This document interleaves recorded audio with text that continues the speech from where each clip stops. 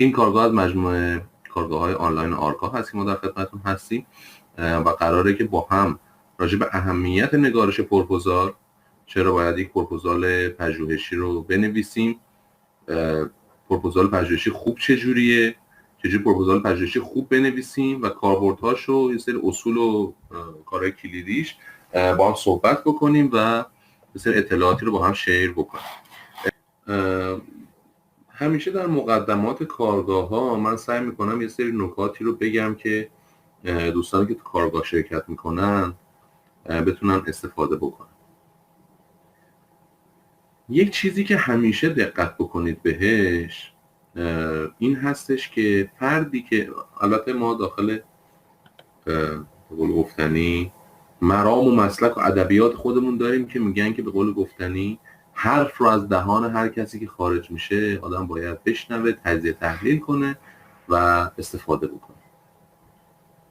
اما میخوام اینجا به شما بگم چی؟ میگم شمایی که میخوای بیای اینجا و هیچ اطلاعاتی شاید نداشته باشی راجع به یک زمینه پژوهشی و میخوای یک قول گفتنی یک کار پژوهشی رو اصولش رو یاد بگیری، یک آینه صافی هستین که قراره اینجا یه سری اطلاعاتی به شما اضافه بشه. به نظر من حتما دقت بکنید که این حرف رو از دهان چه کسی میشنوید.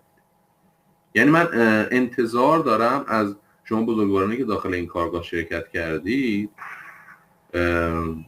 این انتظار میرفته. حالا ممکنه قبل از این کارگاه حالا اطلاعی نداشتید، ولی از اینجا به بعد که من این صحبت رو دارم با شما میکنم انتظار ازتون میره که شما موقعی که اسم مدرس رو میبینی، به نظرم اولین کاری که واسه بکنی که سرچ بکنی ببینی این مدرس کی، کدام یکی از شما بزرگوارا این کارو کرده، که سرچ بکنید ببینید اصلا من کیم که میخوام برای شما حرف بزنم. ازتون انتظار میره که اگر در کارگاه شرکت میکنی یه سرچ خیلی مختصر ببینم که آقا این فردی که جلوی من میخواد صحبت بکنه آدم کیه. چرا؟ چون ما الان تو دور زمانه‌ای هستیم که به قول گفتنی آدم‌های فیک زیاد شدن.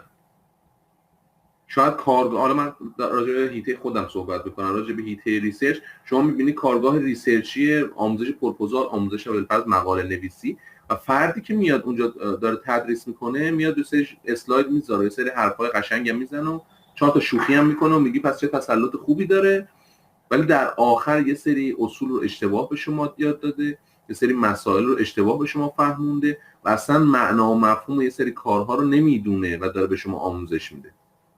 پس بنابراین نکته مهمیه که حتما رزومه فردی که میخواد برامون تدریس بکنه رو دقت بکنیم که ببینیم که کی هست و داره چی میگه. از کجا ولیدیت بکنیم؟ شما خیلی راحت رزومه یک فرد و اسمش رو که سرچ بکنید توی اسکولار گوگل، توی اسکوپوس، دسترسی دانشگاهی هم نمیخواد، اسکوپوس برای اینکه شما دسترسی سرچ بکنید ببینید که این طرف پژوهشگر یا هست یا نه، میتونید سرچ انجام بدید و دسترسی دانشگاهی نمیخواد. سرچ میکنید ببینید آقا این تعداد مقالاتش چیا بوده، چی کارا کرده، به قول گفتنی چیز بارش هست یا نه، خودمونی. خب اول کلاس من اجازه ازتون میخوام فقط برای اینکه بیشتر با هم آشنا بشیم، من یه رزومه مختصر از خودم رو براتون میذارم و بیشتر راجعش صحبت نمی‌کنیم، فقط در همین حدی که به قول گفتنی شما با من آشنا بشید که بدونید که آدمی که جلوتون میخواد صحبت بکنه راجع به پروپوزال مثلا کار تحقیقاتی خودش انجام داده نداده، فقط در حد کار تحقیقاتی بوده، اصلا از قول گفتن تدریس سر در میاره نمیاره، و این آدم کی هستش. اجازه بدید من این فایلش رو اگر بتونم که پیدا بکنم. بله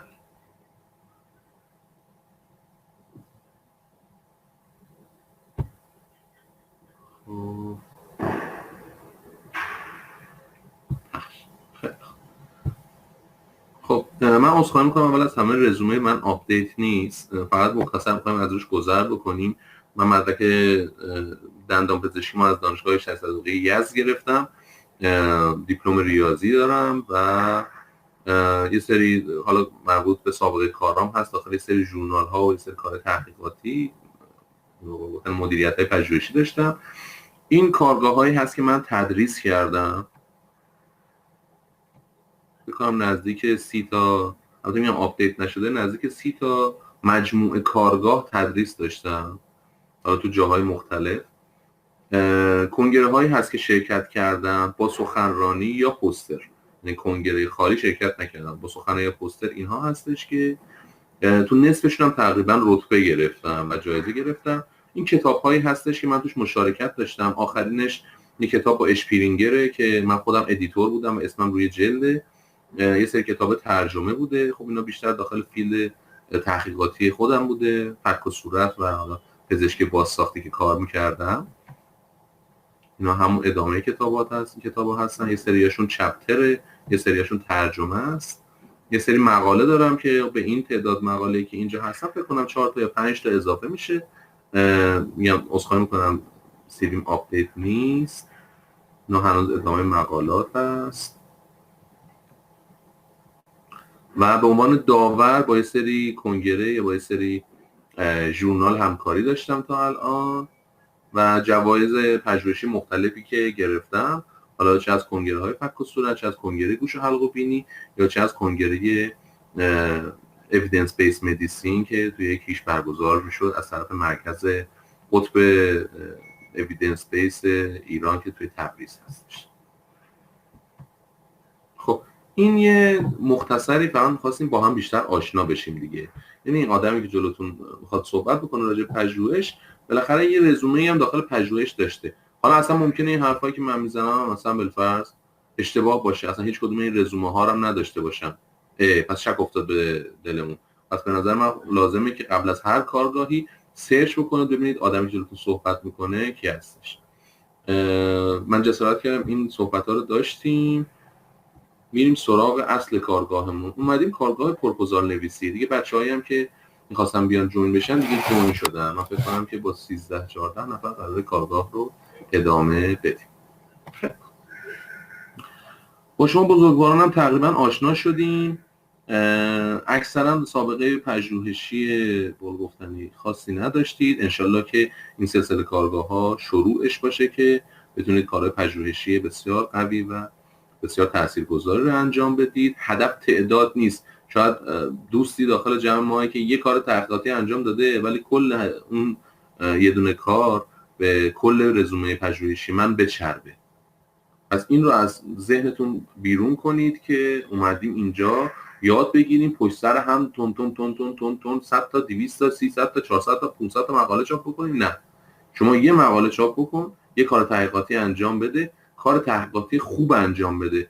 همین میشه چیزی که بقول گفتنی پله‌های رشد ترقی شما باشه، چه بخواید داخل ایران ادامه بدید چه بخواید خارج ادامه بدید، هر جا که انشالله صلاحتون باشه. خب ما اومدیم نشستیم سر جلسه کارگاه پروپوزال نویسی. چه چیزی نیاز داریم ما؟ خب شاید با خودتون فکر کردید که من میام داخل این کارگاه که مثلا پروپوزال نویسی یاد بگیرم. چرا پروپوزال نویسی یاد بگیرم؟ من دیگه سوال نمیپرسم، یه خود میخوایم بریم سراغ اصل مطلب. معمولا دو دستن بچه‌هایی که میان داخل کارگاه پروپوزال نویسی، یا درگیر این هستن که حالا قراره به زودی پروپوزالی مربوط به تز پایان نامه‌شون بنویسن، میگن خب بریم یاد بگیریم که پروپوزال بنویسیم که مثلا بتونیم کار تزمون رو انجام بدیم. نه یه دسته است. یه دسته بچه‌ها در حال اپلای هستن، بخوان اپلای بکنن برای دانشگاه خارجی، رزومه‌شون رو فرستادن، مدارکشون رو فرستادن، تایید شده و گفتن که آقا شما برای ما مورد تایید هستی، خانم شما برای ما مورد تایید هستی، ما دوست داریم شما رو به عنوان دانشجوی پی اچ دی یا دانشجوی پست‌داک اینجا داشته باشیم که بیاید کار تحقیقات انجام بدید، ولی مرکز ما بودجهش محدوده، لازمه که شما یه پروپوزال پژوهشی بنویسی، پروپوزالت رو میفرستی اینجا، پروپوزالت که تایید شد، تصویب شد، بودجه ما در اختیارمون قرار میگیره، اون بودجه رو در اختیار شما قرار میدیم و شما اون بودجه رو میتونید به صورت فاند استفاده بکنی و تشریف بیاری اینجا و زندگی بکنی یا تحصیل بکنی. اینا میشن دسته دو. یه دسته سومی هم هستن که حالا برای مراکز پژوهشی مختلف ایران و برای یه سری کارهای تحقیقاتی خفنی یه خورده فراتر از داخل دانشگاهی لازمه که پروپوزال بنویسن. مثلا شاید لازم باشه برای وزارت بهداشت بخوان یه پروپوزالی بنویسن، یه بودجه کلانی بگیرن، مثلا روی کار تحقیقاتی سرمایه گذاری کنن. از اون دسته سومی که باشن فکر نکنم تو جمع ما باشن، چون این نیازمند یه سری ارتباطات، نیازمند یه سابقه پژوهشی بسیار قویه که اعتماد بکنن و به قول گفتنی بخوان اون بودجه رو در اختیارتون قرار بدن.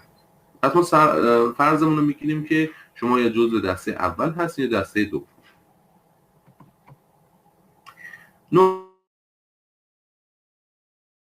نکته، ما داخل این کارگاه قرار نیست بیام انواع مطالعات رو بخوام توضیح بدم، یک کارگاه جداگونه هستش. قرار نیست راجع به ساینتیفیک رایتینگ و نحوه نگارش علمی صحبت بکنیم، اونم یک کارگاه جداگونه هستش. قرار نیست راجع به اطلاعات اولیه کامپیوتری هم صحبت بکنید، اون اصلا بحثی نیست دیگه. انشالله دیگه همه مسلط هستید به اینکه کامپیوتر باز بکنید، گفتنی فایل ورد باز بکنید، بخواید داخلش تایپ بکنید یا اینترنت مرورگر رو باز بکنید و بخواید داخلش سرچی انجام بدید. پیش‌فرض میگیریم که اینها رو بلد هستید. خب این تصویری که جلوتونه پوستر یک فیلمیه، اسم فیلم هست The Proposal. معنیش لغوی کلمه پروپوزال یعنی چی؟ یعنی معنی لغویش چی؟ معنی لغویش یعنی درخواست دادن یا به فارسی خواستگاری کردن، خواستن چیزی از کسی. امیرزاده سوال، خواستن چیزی از کسی، ما چی میخوایم؟ از کی میخوایم؟ شما جواب منو بدین. شما موقعی که یک پروپوزال مینویسید چی میخواید و از کی میخواید؟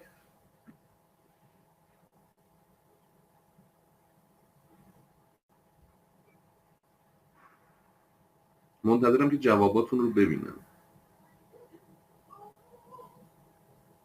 منابع مالی یکیشه، درسته. درخواست تایید برای انجام کار پژوهشی، من میگیرم حرفتون رو، درسته. خود اخلاق، این هم میتونه به نحوی درست باشه. دیگه چی؟ دیگه چه چیزهایی میشه گرفت؟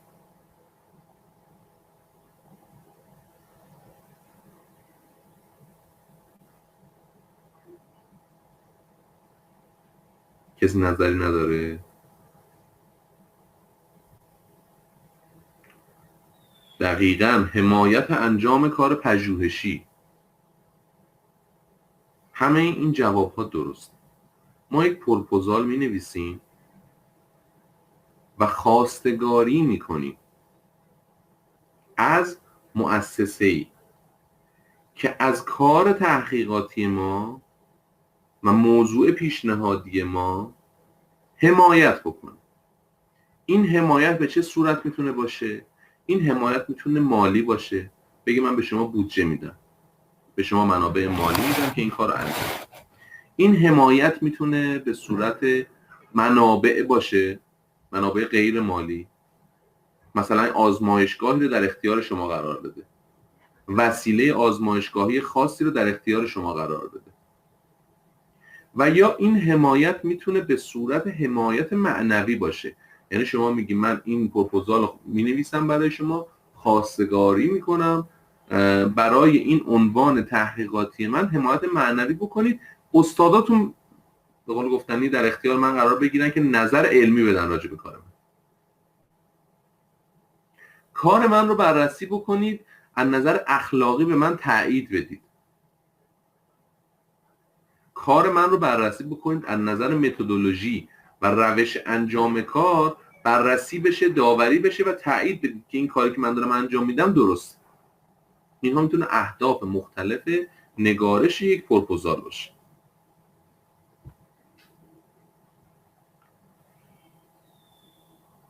افراد آکادمیک، پژوهشگران، برای هر کدوم از این دلایلی که ما توضیح دادیم میتونن درخواست بدن و پروپوزال بنویسن. پس این که تو ذهنمون این باشه که حالا حتما پروپوزال رو مینویسن برای این که به قول گفتنی پول بگیرن، این نیست. شما شاید نیاز به یک دستگاه آزمایشگاهی داشته باشین، بچه‌ها که تو داروسازی هستن بیشتر این رو شاید حس بکنن. دستگاهی بالاخره برای فلوسایتومتریش، نمیدونم برای مثلا میکروسکوپ الکترونیش، اینها شاید لازم باشه که یک دانشگاهی که اون دستگاه رو داره در اختیارمون قرار بده. خب پروپوزال چه اجزایی باید داشته باشه؟ چه چیزهایی داخل یک پروپوزال باید ذکر بشه؟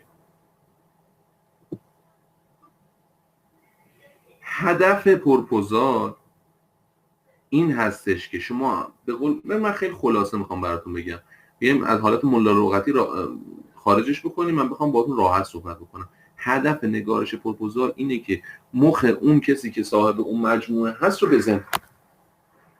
یعنی چی؟ یعنی شما رفتی تحقیق کردی، پژوهش کردی، مطالعه کردی، رسیدی به یک سوال پژوهشی، یک گپ آف نالج، یک خلأ در اطلاعات. اینجا احساس میکنی علم جوابی نداره. چی کار میکنی؟ میای یک طرح تحقیقاتی تعریف میکنی، یه سوال تو ذهنته، میای میگی خب مثلا بالفرض خوبه که مثلا این دارو مثلا تاثیرش روی این بیماری امتحان نشده. لازمه که بیای توضیح بدی اول از همه که این بیماری چی هست. شاید اون کسی که داره میخونه شاید زیاد در جریان اطلاعات شما نباشه. لزوما کسی که پروپوزال شما رو بررسی میکنه پیر به قول گفتنی یا همتای شما نیست که بگی اونم پس دکتر داروسازه، اونم دکتر پزشکه، اونم دکتر دندان پزشکه، اونم تو علوم پزشکیه و حالا مثلا میخواد پروپوزال منو بخونه، میفهمه منظور من چیه. نه، لزوما اینجوری نیست. ممکنه یک مدیر باشه، مدیر مالی یک مؤسسه باشه و فقط میخواد کار شما رو بخونه و شما باید براش توضیح بدی. باید بهش توضیح بدی که اول از همه که اهمیت این موضوع چیه،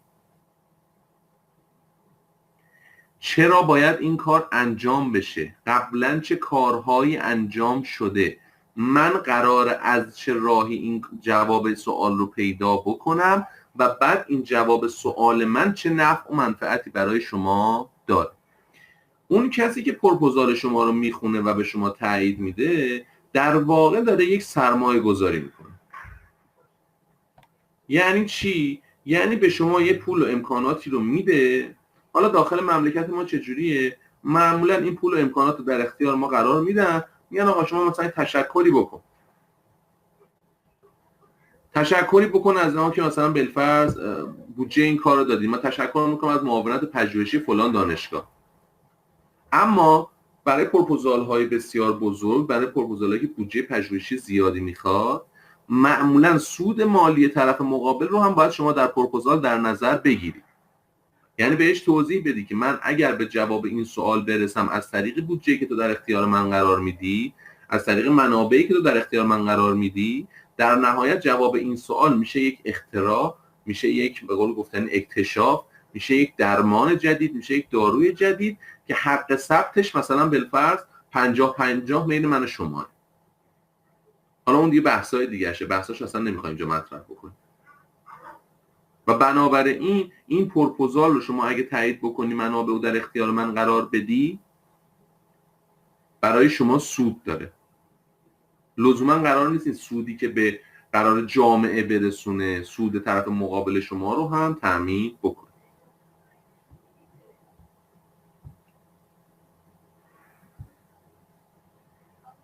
پروپوزال اصلا معنیش دیگه یعنی چی؟ پروپوزال شما این همه صحبتایی که من گفتم رو در مجموع بخوای در نظر بگیری، همون کلمه میشه که اول کار گفتم. شما میخوای طرف رو اغوا بکنی، مخشو بزنی که آقا جان منابع خود رو در اختیار من قرار بده و من در ازای منابعی که در اختیار من قرار میدی یک کار رو انجام میدم که این کار قرار به شما سودی برسونه. حالا ما راجع به بحث علمی داریم صحبت میکنیم، میگیم ما یک کار تحقیقاتی انجام میدیم که حالا اختراعی از توش در میاد، یک اکتشافی از توش در میاد، یه درمانی از توش در میاد. مخاطب پروپوزال ما کیا هستن؟ مخاطب پروپوزال شما یه سری آدم هستن که قرار پروپوزال شما رو بخونن، داوری بکنن. یه سری آدم هستن که لول علمیشون از شما بالاتره و شما قراره اینها رو تحت عنوان سوپروایزر یا به قول گفتنی استاد راهنما و استاد مشاور اینها رو ذکر بکنین توی پروپوزال. و یه سری هم همتایان شما هستن که اون پروپوزال رو بررسی میکنن. پس سطح پروپوزال از سطح خودتون به سطح بالاتر هست و این دامنه رو باید پوشش بده. بنابراین این پروپوزالی که می‌نویسید هم یه کسی که مثل شما دانشجو هست باید بتونه بخونه و بفهمدش و همون استاد که میخونه باید بفهمه که شما چقدر عمیق شدی داخل کار. اینا هم جزو اصول پروپوزال هستش. تعریف دیگه ای که از پروپوزال میتونیم داشته باشیم اینه که یک نقشه راه هست. نقشه راه برای ما که من از کجا میخوام شروع بکنم و به کجا میخوام برسم، تو این مسیر چه چیزهایی رو نیاز دارم، قبلا چه کارهایی انجام شده، من بر اون کارها مسلط هستم و الان میخوام چه حرف جدیدی رو بزنم. تا اینجا اگر سوالی دارید بپرسید، اگر نه بریم سر مبحث بعدی. اگر سوال نداری عدد 3 برای من بگذارید.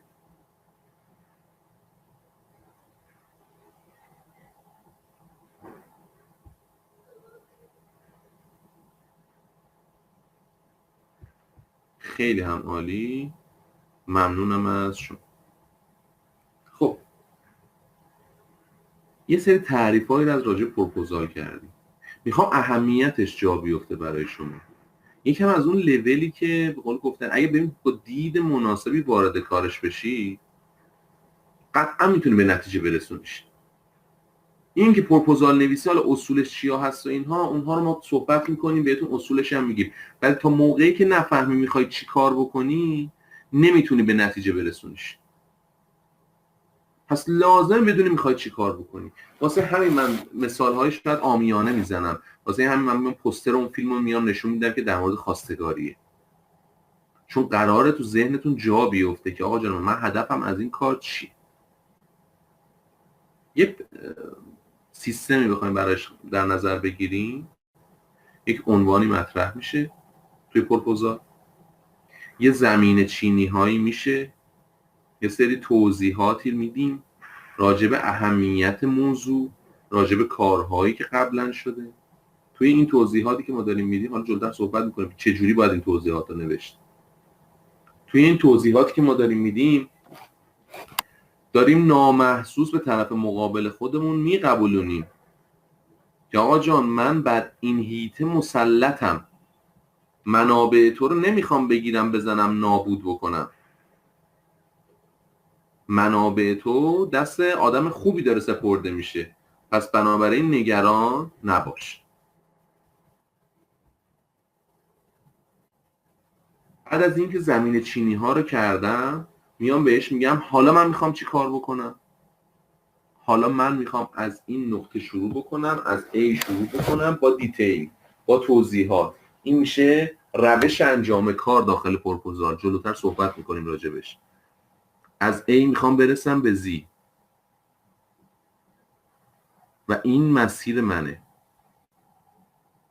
و بعد میام بهش توضیح میدم که خب ببین این مسیری که من میخوام برم توی این زمان میرم، به این منابع نیاز دارم و چیزی که ازت میخوام رو آخر کار مطرح میکنم. چیزی که ازش میخوان آخر کار مطرح میکنی، میگیم من ازت این منابع رو میخوام، حالا نظر شما چی؟ پس 80-90% قصه قبل از این بحث زمانی و منابعی که مورد نیازتونه، 90% قصه تو اینه که طرف رو توجیه بکنی که به شما منابع رو بده.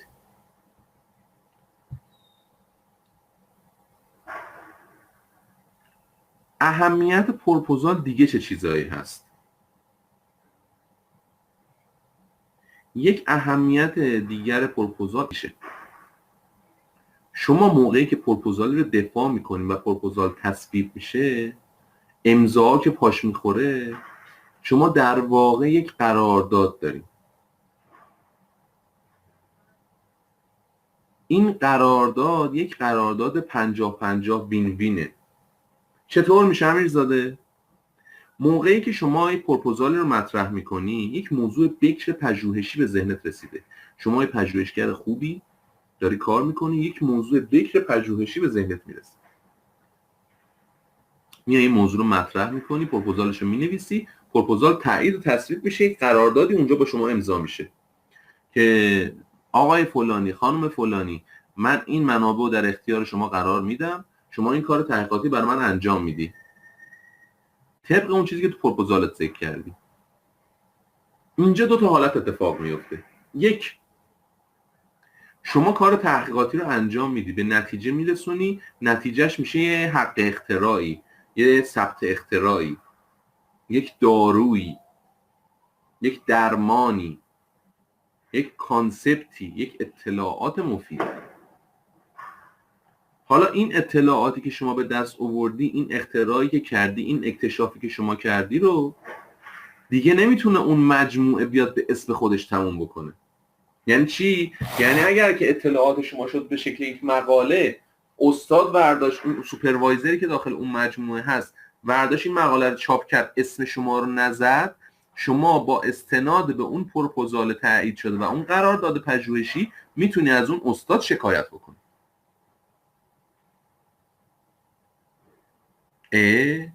بله. یه مقدار فراتر از اون چیزایی که تو روتین روزمره دانشگاه‌های خودمون می‌بینیم یه خورده باز نگاه بکنیم. تو همون دانشگاه‌های خودمونم از نظر قانونی پایان‌نامه‌ای و کار تحقیقاتی که شما پروپوزالش رو نوشتی و به عنوان مجری طرح بودی و دفاع کردی و کاراشو انجام دادی، حق نداره کسی به اسم خودش تمام بکنه، مقاله‌شو به اسم خودش چاپ بکنه، مگر اینکه یا رضایت شما رو داشته باشه یا شما امضا بدی که من نمیخوام اسمم باشه و یا اینکه اسمتو بزن. حالت دوم چیه؟ حالت دوم موقعی اتفاق میفته که یه سری پژوهشگر دنبال اینن که یه سری منابع مالی رو بکنن. چیکار میکنن؟ میان به یه مجموعه درخواست میدن و پروپوزالشون رو مینویسن و تقدیم میکنن، میگن آقای پروپوزال، ما این منابع رو میخوایم، منابع در اختیار ما قرار بدی، ما فلان کار تحقیقاتی رو انجام میدیم. مجموعه میاد اعتماد میکنه، منابع رو در اختیار پژوهشگر قرار میده، پژوهشگر منابع رو میگیره و کار تحقیقاتی تحویل نمیده. نمیگی من بدزدا، کار تحقیقاتی رو تموم نمیکنه، همت نمیکنه تموم بکنه، حالا یا وقتش رو نمیذاره یا هر چی. اون موقع است که مؤسسه میتونه به استناد اون پروپوزال و جدول زمانبندی و روش کاری که تو اون پروپوزال نوشته شده و امضا میشه و به تایید رسیده و قراردادی امضا شده، میتونه از اون پژوهشگر شکایت بکنه. بحث حقوقی میشه که آقای پژوهشگر، شما اومدی به من گفتی که من در ظرف این مدت زمان این منابع رو داشته باشم، این کار رو انجام میدم، این مدت زمان شما سپری شده، شما کار رو انجام ندادی، حالا باید بیای ضرر و زیان مجموعه رو جبران بکنی. پس یه شمشیر دلار است. اینا حالا من پروپوزال رو نوشتم دادم اونجا، حالا وقتی حالا سال دیگه میریم کارش انجام میدیم، اشکال نداره. نه، اون دانشگاه داره با شما کنار میاد، اون مجموعه داره با شما کنار میاد، راحت میتونن ازتون شکایت بکنن، نظر حقوقی هم دعویشون قابل استناد به همون پروپوزال. از پروپوزال اهمیت حقوقی هم داره. اگر سوال دارید بپرسید تا بریم قسمت بعدی.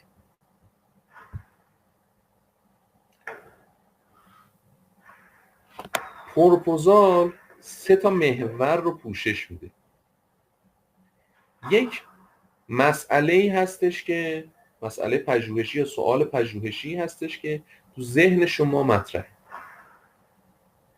2، روشیه که شما میخواید جواب بدی به اون مسئله پژوهشی و جوابش رو پیدا بکنی. و 3، فوایدیه که قراره این جواب مسئله پژوهشی برای جامعه یا اون مؤسسه داشته باشه. پس یه پروپوزال خوب رو حول و حوش این 3 محور میچرخه. هر کدوم اینا نباشن پروپوزال کامل ناقصه. شما بیا بگی مسئله اینه و من قرار از این راه حل بهش برسم، ولی اون جوابی که شما بهش میرسی کاربرد و کارایی نداشته باشه، به درد هیچ کس نمیخوره. شما باز کاربرد و کاراییش هم بیای توضیح بدی. میگن که یک پروپوزال خوب باید جواب یک سری سوالات رو بده. میگن یه what داره، what you intend to do in this study. موضوعی که میخوای بخونی، موضوعی که میخوای مطالعه بکنی، موضوعی که میخوای روش تحقیق بکنی چیه؟ وای چرا باید روی این موضوع مطالعه کرد؟ اهمیت موضوع رو باز بیای بهش توضیح بدی. ها چجوری دنبال جواب این سوالاتی؟ متدولوژی باز بیای توضیح بدی. اینکه من از چه مسیری میخوام طی کنم این راه رو تا به جواب سوال برسم. اهمیت موضوع رو به عنوان سیگنیفیکنس میاد دوباره توضیح باید این رو باید داشته باشی. وای دوم why this topic needs to be studied. یه بک‌گراند داشتیم، یه سیگنیفیکنس داشتیم. اهمیت چه چیزی رو تو دنیای حال الان قراره حل بکنه. تایملاین تو باز توضیح بدی که من این مسیر رو میخوام برم، تو چه زمانی میرم، when کی کارو کامل میکنی، when you complete this work. و بعضا ممکنه بعضی جاها لازم باشه که توضیح بدی که کجا، where. یک سری از انواع مطالعات لازم هست که مکانش هم مشخص بشه. حالا پروپوزال چه ساختاری داره؟ یک پروپوزال به صورت عمومی این ساختاری که جلوتون میبینید داره. از اینجا به بعد کارگاه که من دارم راجع به ساختار پروپوزال صحبت میکنم، همزمان بین پروپوزال های داخل دانشگاهی، یعنی پروپوزال فارسی و پروپوزال انگلیسی در حال نوسان خواهم بود. یعنی قراره هر دوتا رو همزمان پوشش بدیم و بیایم جلو. چون اینجوری پیش‌فرض گرفتیم که شما یا جزو گروه 1 هستید یا جزو گروه 2. گروه 1 لازمه که پروپوزال فارسی رو مسلط باشن، گروه 2 لازمه پروپوزال انگلیسی رو مسلط باشن. امیرزاده مگه اینا با هم فرق میکنن؟ توی یه سری از مباحث با هم فرق میکنن ولی کلیت همشون یک هدف دارن، اونم درخواست کردن یه سری منابع. پروپوزال چه اجزایی داره؟ پروپوزال اول از همه یه تایتل پیج داره. تایتل پیج چیه؟ تایتل پیج یک صفحه است که عنوان پروپوزال توش ذکر شده، تایتل پروپوزال توش ذکر شده، افرادی که قراره داخل اون پروپوزال مشارکت بکنن با اسم با ذکر اسمشون، افیلیشنشون و احتمالاً یه سری سوابق پژوهششون به صورت خلاصه و اینکه سمتشون توی کار چی هست با ذکر بشن. این میشه تایتل پیج.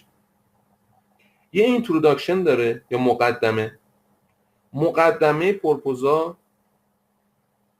نوشتنش بسیار فرمولازیون جالبی داره، من بهتون توضیح میدم. بیان مسئله پروپوزال رو چجوری بنویسید و اهمیتش تو اونجاست که شما باید برای در نظر بگیری که مخاطبت احتمالاً ممکنه چیزی سر در نیاره. پس من باید یه جوری بهش توضیح بدم که در عین حال که توضیح من برای طرف رسا هست و میفهمه صحبت من رو، نشون بده من چقدر مسلط هستم به موضوع. یه لیترچر ریویو داره یا مروری بر منابع که شما میگی که آقا در گذشته چه کارهای تحقیقاتی روی این موضوع انجام شده. این ساختمونی که ما میخوایم ازش بریم بالا تا کجای پله هاشو اومدن، ما از کجای پله ها قرار تا کجای پله هاشو بریم. ریسرچ دیزاینش هست و متد کارتون که توضیح بدین که من با چه متدی با چه روشی میخوام به جواب سوالتون برسم. این متد شامل این که نوع مطالعه، حجم نمونه مطالعه، موارد و معیارهای ورود و خروج، حالا آزمودنی ها، متغیرها، مسائل آماری، شامل همه این قضایا میشه. قسمت بعدی که مهمه داخل پروپوزال باشه این هستش که توضیح بدیم که این پروپوزال ما اگر به نتیجه برسه قراره چه کاربردهایی داشته باشه و برنامه ما برای استفاده از نتایج این پروپوزال چی است. این تفاوت شاید تفاوت فاحشی باشه با پروپوزال هایی که شاید داخل کشور می نویسیم که داخل کشور پروپوزال ها در همین حد که یه دونه هدف کاربردی 2 خط بخوای بنویسی کفایت میکنه برای بچه‌ای که تا حالا پروپوزال نوشتن. ولی تو پروپوزال هایی که اصولی هستن و اساسی هستن و برای خارج کشور نوشته میشه، شما باز بیای توضیح بدی که این نتایجی رو که به دست آوردم چجوری قراره استفاده بکنم و چجوری قراره سود این نتایج به شما برسه. یه برنامه‌ریزی عملی داشته باشی. اهداف کاربرد در حدی که یه هدف کاربردی نوشتم، نه، توضیح باز بدین که من برنامه‌ریزی چیه، این نتایج قرار کجا به کار برده بشه، زمینه سازش تغییراتی قرار بشه، زمینه ساز چه ریسرچ های قرار بشه و مرحله های بعدی چه کارهایی خواهد انجام شد. بعد از اون منابع هستن که شما منابع رو میای توضیح میدی، رفرنس هات رو، منابعی که استفاده کردی برای به قول گفتن لیترچر ریویو، مرور منابع یا اینتروداکشن، بیان مسئله، رفرنس هم چیا بوده و بعد میای توضیح میدی. قسمت آخر گل کار گفتیم 80-90% قضیه اینه که توضیح بدی که زمینه سازی بکنی که قراره چه کاری انجام بشه. حالا میای بهش میگی که آقا جان من توی این بازه زمانی، توی این برنامه ریزی زمانی من این منابع رو نیاز دارم تا به نتیجه برسونم کارو. اون خواستگاری اصلی میشه جمله آخر کار. میپرسی آقا جان من این تو این زمان قراره این کار رو انجام بدم، این منابع رو به من میدی یا نمیدی؟ این میشه یه پروپوزال که پروپوزال اصولی باشه. نکته امیرزاده، من مثلا برای دانشگاه خارجی میخوام پروپوزال بنویسم، ولی اون فرمتی که برای من فرستادن یه مقدار با اینی که تو نوشتی یه کوچولو جابجایی داره، تغییراتی توش داره، مثلا رفرنس آخر کاره. کلیت پروپوزال ها همه عین همه، ولی از نظر جزئیات همه با هم متفاوته. خب همین‌طور ما کدوم رعایت بکنیم؟ شما ببین میخوای مخ اون طرف رو بزنی، اون مؤسسه رو بزنی، نه مخ منو. که اگه قرار مخ منو بزنی واسه اینجوری حرفو گوش بدی. اگه میخوای مخ اون طرف مقابل یا اون مؤسسه رو بزنی، لازمه که هر چی که میگه رو بگی چشم، حتی اگه اشتباه میگه، حتی اگه به غلط. پس لازمه این نکته رو تو ذهنتون داشته باشین که فقط حرف اون آدمیه که قرار ازش منابع رو بگیریم. تا اینجا اگر سوال داریم بپرسین، اگر ندارین یه عدد 4 برای من بذار.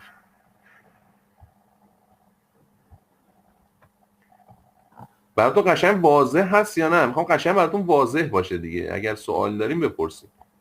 تا اینجاش فکر کنم قشنگ براتون جا افتاد که پروپوزال برنامه‌اش چیه، قرار بریم چه جوری بریم جلو. امیرزاده سوال،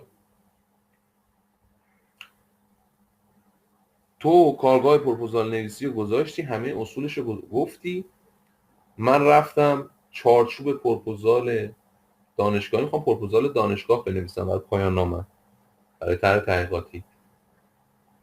استاد راهنمایی هم که برداشتم مثلا فلان استادیه، رفتم فرمت دانشگاه رو دانلود کردم، راهنمای نگارش پروپوزال دانشگاه رو گرفتم، نشستم یه پروپوزال با حرفای شما و حرفای اونا نشستم نوشتم، خیلی دقیق، خیلی خوشگل.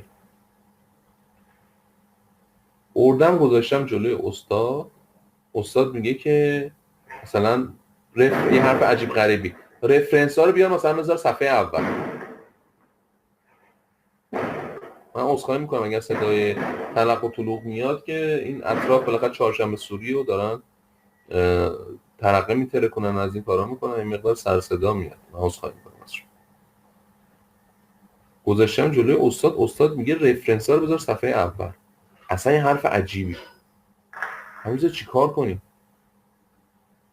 پروپوزال داخل دانشگاه شما مسئول اول آخرش اون استاد راهنماه.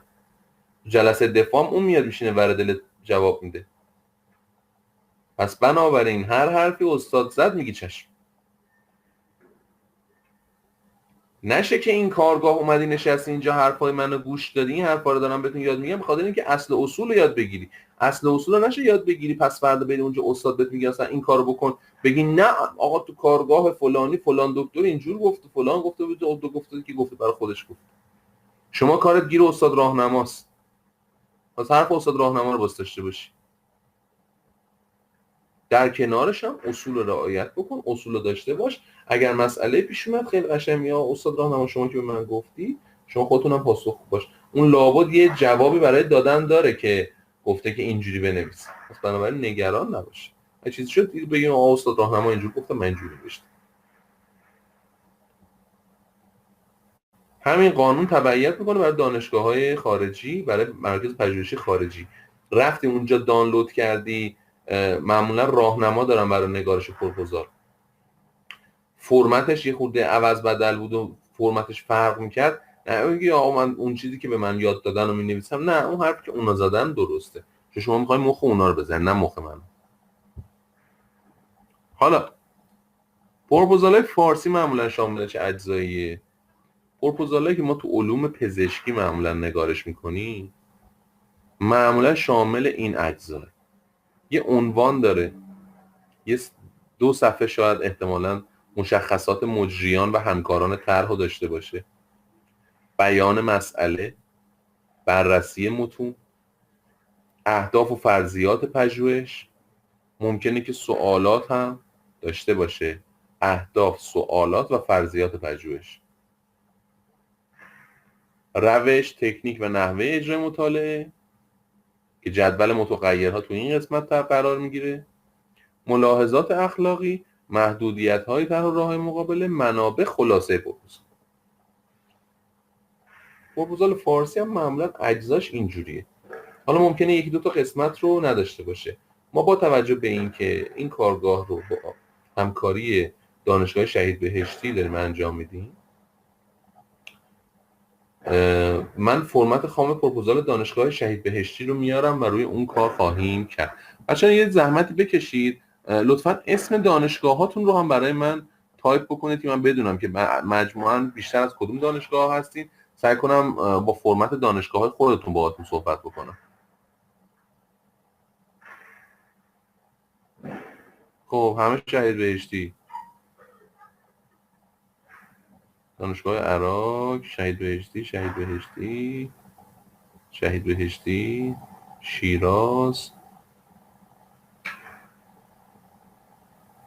خیلی خب. خب اکثریت شهید بهشتی هستن. من با فرمت شهید بهشتی توضیحات رو تکمیل خواهم کرد، ولی به احترام اون 2 بزرگواری که از دانشگاه عراق و شیراز هستن من سعی میکنم که فرمت دانشگاه عراق و شیراز رو هم براتون یه توضیح مختصری بدم. خب پروپوزال فارسی پس این قسمت ها رو داره. حالا ممکنه یه قسمتی داشته باشه یه قسمتی نداشته باشه، حالا با فرمت مختلفش میام توضیح. یک مسئله، یک سوال. یه سری از شما بچه‌ها زحمت کشیدید و گفتید که سلامت باشید، وظیفه بنده است. زحمت کشیدید و گفتید که مقاله قبلا یه دونه نوشتین یا داریم می‌نویسیم. به نظر شما کدوم قسمت‌های پروپوزال برای نوشتن مقاله به کار میره؟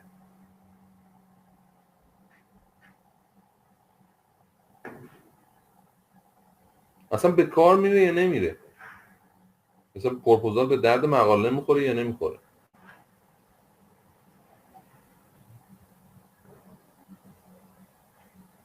کسی نظری نداره؟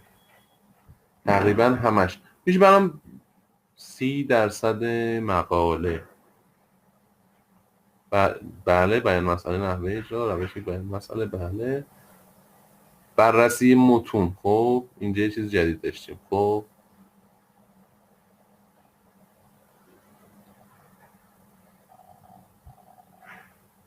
تقریبا همش. یعنی شما مثلا جدول زمان بندی و بودجه بندی توی پروپوزال داری به کار میاد، جدول متغیرها دارین توی مقاله میذاری، جدول متغیرها اینا هست. معمولا قسمت اینتروداکشن بررسی متون، متدولوژی بیان مسئله. تقریبا همتون این اشاره درستی کردید. من اینجا میخوام یه حرفی بزنم که همتون احتمالاً ته ذهنتون هست ولی شاید به این شکل بهش فکر نکرده باشید. بین پروپوزال و مقاله یک تناظر 1 به 1 میشه برقرار کرد.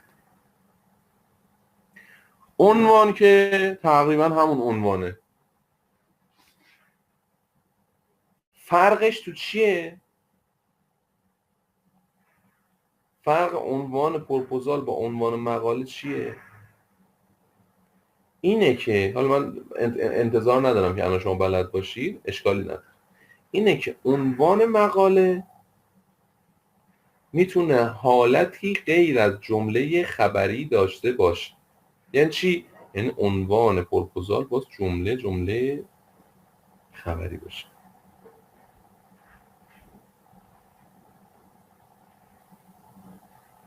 بررسی فلان فلان فلان. عنوان مقاله میتونه چی باشه؟ میتونه باشه بررسی فلان فلان فلان، ولی میتونه سوال باشه آیا فلان فلان بر فلان مؤثر است؟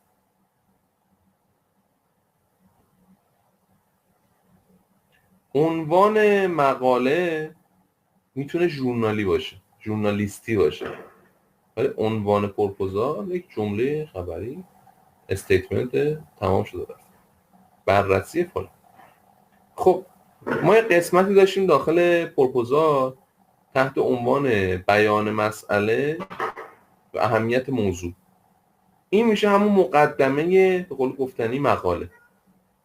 نوشتن جفتش هم یکیه، یعنی نگارش بیان مسئله پروپوزال با نگارش مقدمه مقاله یکی. متد پروپوزال هم که همون متد مقاله است تقریبا، حالا شاید چیزایی عوض بشه ولی تقریبا همونه. نکته، سوال، فرق متد پروپوزال با متد مقاله در چیست؟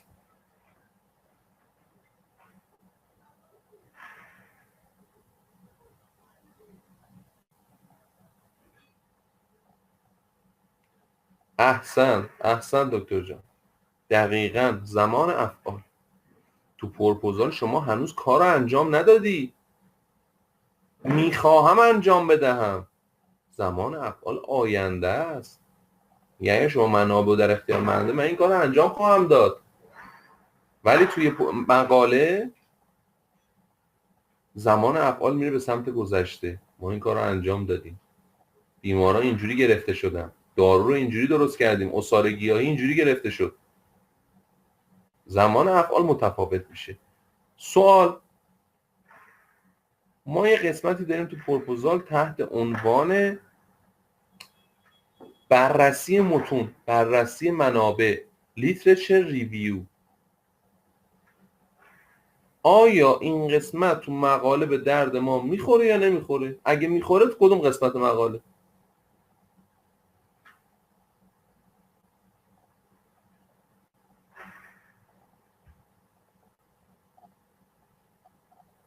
احسنت خانم دکتر. دیسکاشن بله دقیقاً دیسکاشن. تو کارگاه مقاله نویسی همکار، دوست عزیز و استاد خود من دکتر خسروی نازنین، یکی از بهترین پژوهشگرای علوم پزشکی کشور، قطعا باهاتون صحبت خواهد کرد. من اصلا جسارت نمی‌کنم بخوام حرف بزنم. ولی شما موقعی که بررسی متون میکنی، منابع مختلف رو بررسی میکنی، اینها رو با هم تقریبا یه مقایسه‌ای هم میکنی، این داره زمین سازی و شالوده‌ای درست میکنه برای دیسکاشن مقاله. دیسکاشن مقاله شما بیای حالا این نتایج مختلف رو، مطالعات مختلف رو با نتایج خودت مقایسه بکنی. 2 تا قسمت رو هم نداریم، ریزالت و دیسکاشن، چون نتایج خود ما آماده نیستن. پروپوزال تا قبل از انجام دادن کار و به دست آوردن نتایج. خب به بسم الله. تایتل، عنوان. راجع به این که عنوان باز چجوری نوشته بشه حرف زیاده. به صورت کلی میدونید که خب عنوان نشون میده که کار شما چیه، در واقع یه خیلی کوچولو و خلاصه کار شماست. عنوانتون باید واضح باشه، عنوانتون باید دقیق باشه. عنوان باز قشنگ اشاره کنه که ما چه کاری میخوایم انجام بدیم. قانون و قاعده توی عنوان خیلی زیاده. اشاره کردیم گفتیم توی پروپوزال که شما مینویسی یه چیزی داری تحت عنوان تایتل پیج. تایتل پیج چیه؟ تایتل پیج یک صفحه است که شما عنوان کاری که میخوای انجام بدی رو توش مینویسی. حالا این عنوان چجوری باز نوشته بشه جلوتر صحبت میکنیم با هم، مثلا نگران نباشید.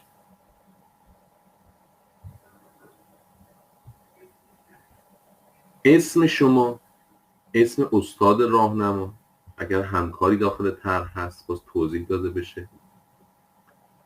شاید بعضی از فرمت ها لازم میدونم میگن یک بیوگرافی کوتاه در حد یه پاراگراف که چه کار کردم، سابقه های پژوهشیم چیا بوده، باز توضیح بدید.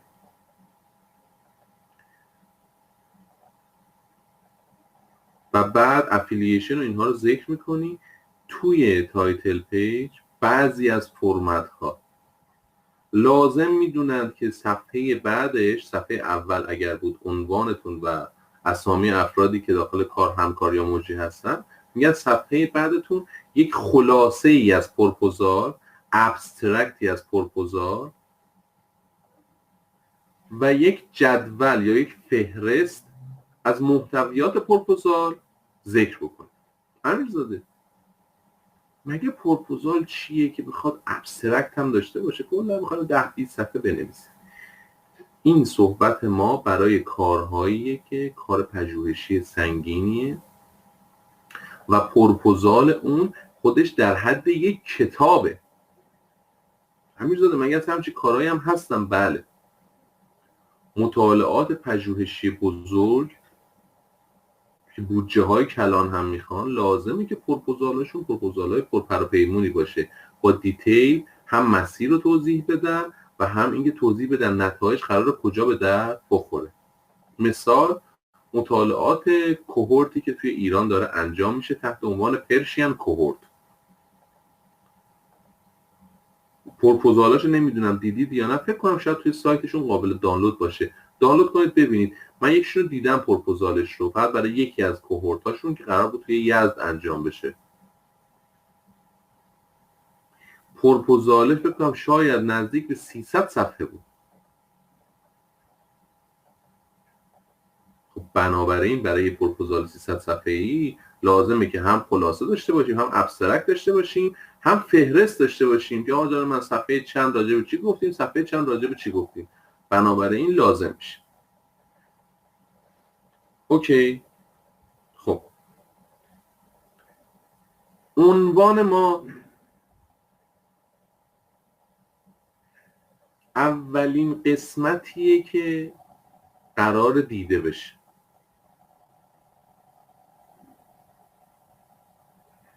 روش تحقیق ما رو تقریبا توضیح میده.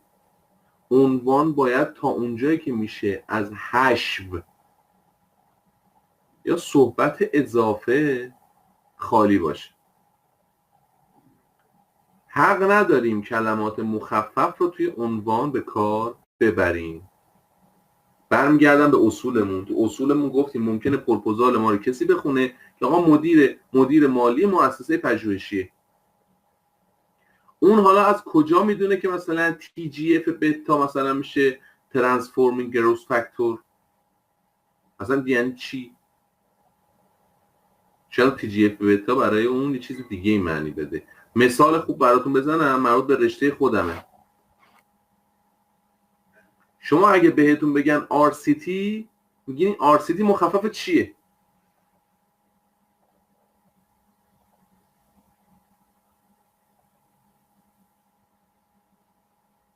بچه که مقاله خوندن RCT مخفف چیه؟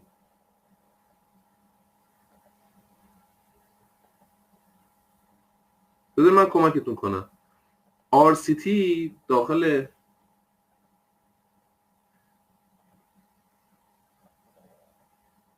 شما راه دورش رو رفتین. دقیقا راه دورش رو رفتین. توی دندون پزشکی RCT دقیقا میشه روت کانال تراپی. یعنی چی؟ یعنی درمان ریشه. ولی توی پژوهش RCT معمولا میشه صحبت آقای دکتر. رندومایزد کلینیکال یا رندومایزد کنترل ترایال،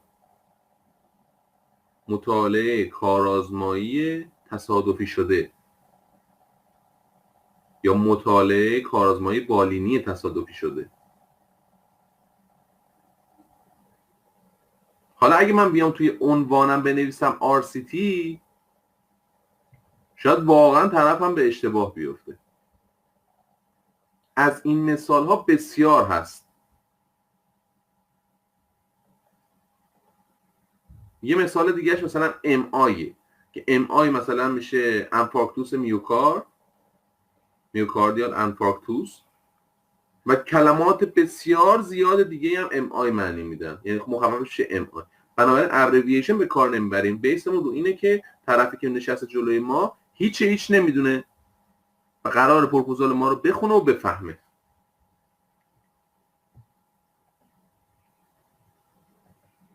عنوان نباید خیلی کوتاه باشه چون قرار توضیح بده کار ما چه کاری هست. نباید خیلی طولانی باشه تا اونجا که میشه در حد اینکه اشاره بکنه به اینکه کار ما چه هست، بس به صورت خبریه و محتویات کار تحقیقاتی ما رو اشاره میکنه. اگر که کار ما مثلا بالفرض نوع مطالعه ما نوع مطالعه خاصی هم هست، لازمه که ذکر بشه توی عنوان. اگر یک مثلا کارآزمایی بالینی دارید انجام میدید، ذکر بکنید توی عنوان یک کارآزمایی بالینی. اگر مطالعه آزمایشگاهی هست ذکر بشه، اگر مطالعه همگروهی هست ذکر بشه. میگن به صورت کلی، حالا این برای فارسیه ولی عین همین قابل تطبیق برای انگلیسی هم هست. میگه عنوان تایتلتون باید به صورت یک جمله کوتاه رساگویا، رعایت اصول نگارش، اینجا فارسی اونجا انگلیسی، بر حسب نیاز پاسخگوی سوالات چه چیزی قرار آزمایش بشه، روی چه کسانی، چگونه، کجا و چه زمانی. کجا و چه زمانی برای چه مطالعاتیه؟ برای مطالعات مقطعی یا کراس سکشناله، موضوع بحث ما الان نیست. سوگیری اینها هم که دیگه میدونید که نباید داشته باشه چون هنوز شما آزمایشی رو انجام ندادید، پس عنوانتون نباید سوگیری داشته باشه. بررسی خواص معجزه آسای فلان بیسار اینها، این حرف حسابی نیست، حرف علمی میخوایم بزنیم. توضیح هم دادم زمان و مکان برای مطالعات مقطعی، مطالعاتی که میخواد شیوع مثلا بالفرض یک بیماری رو داخل یک شهری توی بازه زمانی خاصی، یک وضعیتی رو میخواد داخل یک منطقه جغرافیایی یا منطقه زمانی خاصی بررسی بکنه، اون موقع لازمه که توضیح بدین که در چه زمانی در چه مکانی. مثال مثلا بررسی شیوع بیماری دیابت در یزد در سال مثلا 1400، چون ممکنه شیوع بیماری دیابت توی مثلا یزد قطعا نسبت به اصفهان که متفاوته، تو 1400 هم ممکنه نسبت مثلا به 1000 مثلا 405 مثلا 1390 مثلا 5 متفاوت باشه. پس بنابراین زمانش هم مهمه که ذکر بکنیم ما اینجا.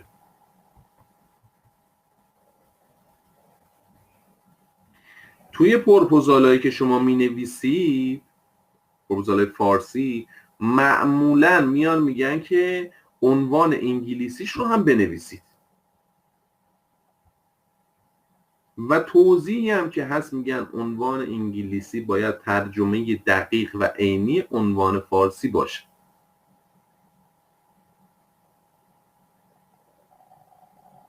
چرا این مهمه؟ نکته، پروپوزال رو نوشته بودن، این مثال واقعا اتفاق افتاده، پروپوزال رو نوشته بودن، عنوان انگلیسیش میشد عنوان انگلیسی این بود: بررسی درمانهای نوین برای درمان بیماران مبتلا به کووید 19 یا همون کرونا. Evaluation of the novel treatments for COVID-19 patients. هر کی نگاه میکنه میگه آو مثلا درمان‌های نوین و فلان و بیسار. اول از همه ایراد اول گویا نیست. یعنی چی درمان نوین؟ درمان‌های نوین انواع و اقسام داره. بیاد اسم درمان رو بگو، نوع مطالعه رو توضیح بده. آقا کلینیکال ترایاله، نه شما مثلا میخوای بری مثلا نمیدونم روی سلول فقط آزمایش بکنی، تو آزمایشگاه باشه. عنوان فارسیش چی باشه خوبه. اینکه میگن باید تطابق داشته باشه، کامل عین هم باشه. عنوان انگلیسی بوده ناول تریتمنت.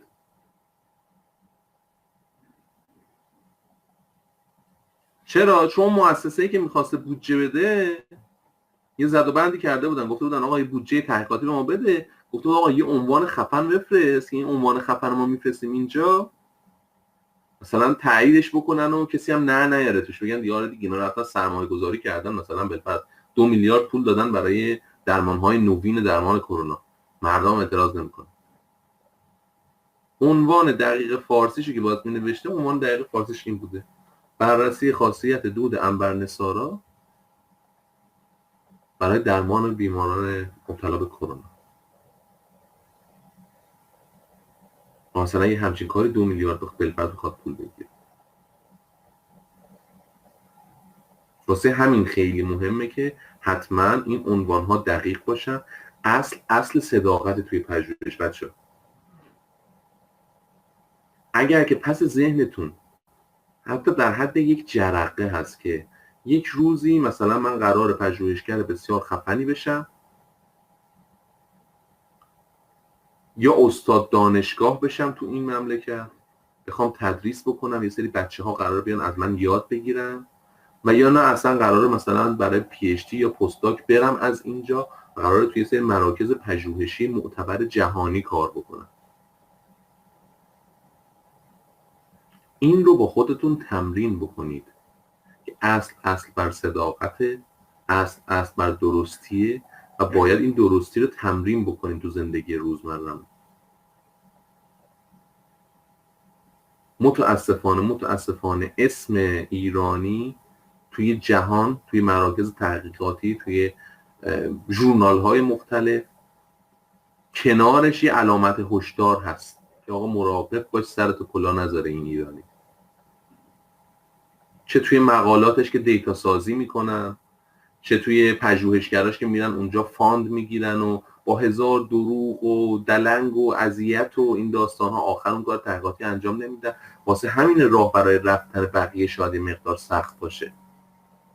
و یعنی اگر شما پژوهشگر خوب باشی و سابقه خوب داشته باشی، بگن آقا این ایرانی ها اومدن اینجا کار تحقیقاتی کردن، چرا زحمت کشیدن، درمان‌های جدید پیدا کردن، فلان کردن، بیسار کردن، باقیش هم بگیم بیا. نه، همون جوری که یک سری آدم‌هایی از ایران رفتند و پژوهش کردن اونور و موفق شدند و به نقاط مثبت خوبی رسیدن، تعداد بسیار زیاد ایرانی هم رفتن اونجا، بودجه پژوهشی دزدیدن، آمارسازی کردن، دغل‌بازی در آوردن و آبرو رو بردن. هنوز از اون فاجعه تعداد زیادی از مقالات ایران که داوریاش فیک بود و آبروریزی که پیش اومد و توی نیچر چاپ شد که مقالات ایرانی‌ها رو مراقب باشید، پژوهشگرانی از ایران مقالاتشون نمیدونم اینا داوریاش مشکل داشته و فلان داشته و بیسار داشته، 2-3 سال بیشتر نگذشته. از این رو من به صورت پاورقی گفتم خدمتتون، همیشه پس ذهنتون باشه که کارها رو اصولی یاد بگیرید، اصولی انجام بدید و اصولی سعی کنید به دیگران آموزش بدید. این که حالا سیستم توی مملکت ما جور دیگه ممکنه بچرخه و حالا مثلا بالفرض شما اگر یه پروپوزال چپندر چلاق و به قول گفتنی وصل پینه‌ای از این ور اون ور کپی کنم بذارم کنار هم نفهمم بفرستم، یه بودجه 2 میلیاردی هم بخوام، حالا اگه با اون استاد رفیق باشم اوکی میشه، اون یه قصه است. این که شما کار اصولی تمرین بکنید که پس فردا روز ان شاءالله دستتون به جای بهتری رسید، هیئت علمی مملکت شدین یا رفتین پژوهشگرهای خارجی خواستین کار بکنید، اونجا بتونید گلیم خودتون از آب بکشید بیرون و از کار خودتون بر بیاید، این داستانش متفاوته. خیلی از عنوان ما قرار شد که اگر پروپوزال فارسی می‌نویسیم عنوان ها دقیق باشه. اگر اون پروپوزال انگلیسی می‌نویسید، برای پژوهشگرای خارجی می‌نویسین، تو عنوانتون در این حالی که توضیح میدید سعی کنید از واقعیت به دور نباشید. دقیقاً همون کاری که می‌خوای انجام بدی رو توضیح بده.